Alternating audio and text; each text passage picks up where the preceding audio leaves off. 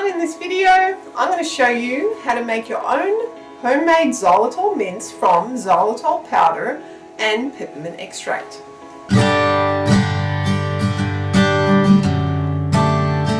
Hi guys, this is Helen from Spirit Bang Life with my darling angel here saying hello, welcoming you to another video. You say hello? Look at the camera up there. This is what you want to keep the xylitol away from. These creatures here, because it's poisonous to them. So make sure that you keep your xylitol away from dogs and cats. Is that right? Recipe is really easy. It only takes 15 minutes, like I'm going to show you, and you only need one ingredient. You can even omit the peppermint if you don't want it and just have just xylitol on its own.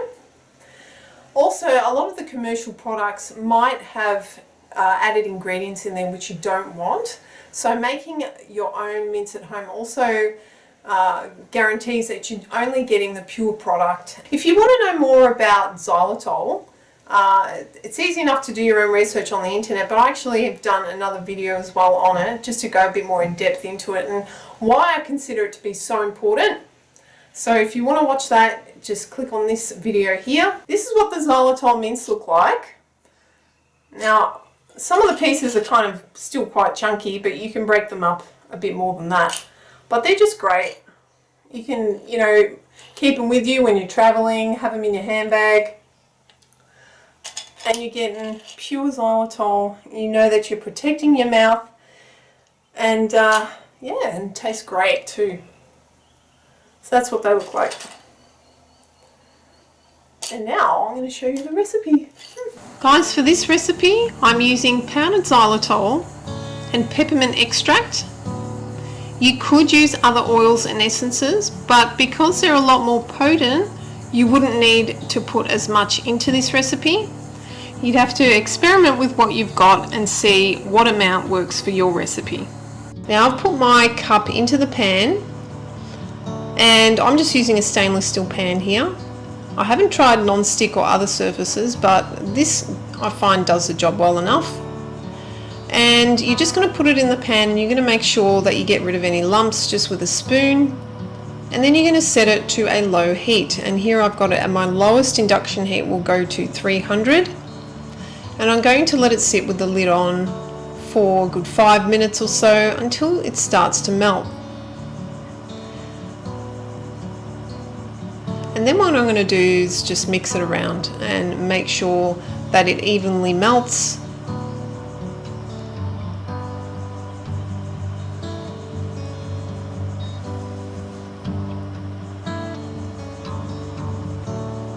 So I just put the lid back on and I keep the process going.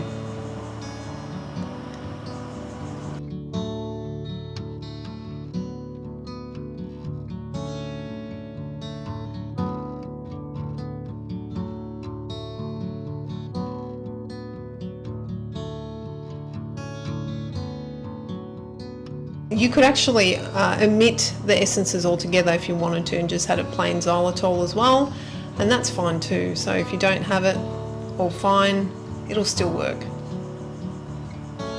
And here I go, I'm just breaking it up, all the lumps, mixing it up so it evenly melts.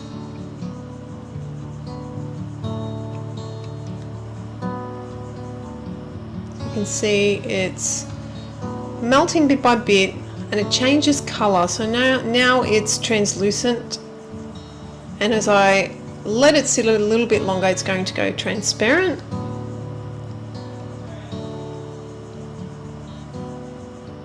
So this whole process probably takes about 15 minutes or so, not too long. But you want to keep it at a consistently low heat. You don't want to heat it up too high. Number one, for safety. Also, yeah, because it can get very, very hot and it can burn you. So safety is a big factor here. Also, when you put the essence in, you probably don't want to put it in at such a high temperature. Keeping it at a low heat, I think, is best. So So there we go, I'm just scraping it down, just continuously doing the same thing, making sure that I've gotten rid of all the lumps as much as possible. And you can see how it liquefies and turns transparent. Okay, so now I've turned off the heat, and now I'm putting in my teaspoon of peppermint extract. I want to get it in there as fast as possible because it does harden very quickly.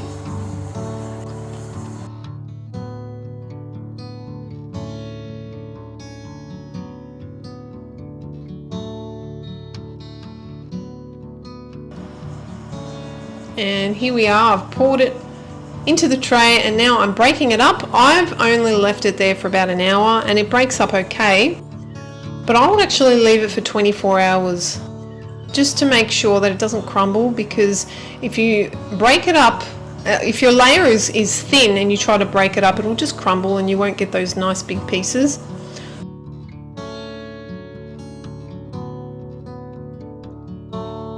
So I like to use the same pan for the job, because if you wanted to clean it, you'd actually have to reheat it again and melt it down again. So it's very, very sticky and dries very hard. And that's a final product there. Guys, I hope you liked this video and I hope that you got something out of it. I hope that you try that recipe for yourself and let me know how it goes. Have you tried other essences? Do you like the taste of it? How did it go for you? For now, I better say bye. And Angel's going to say bye too. Bye bye. See ya.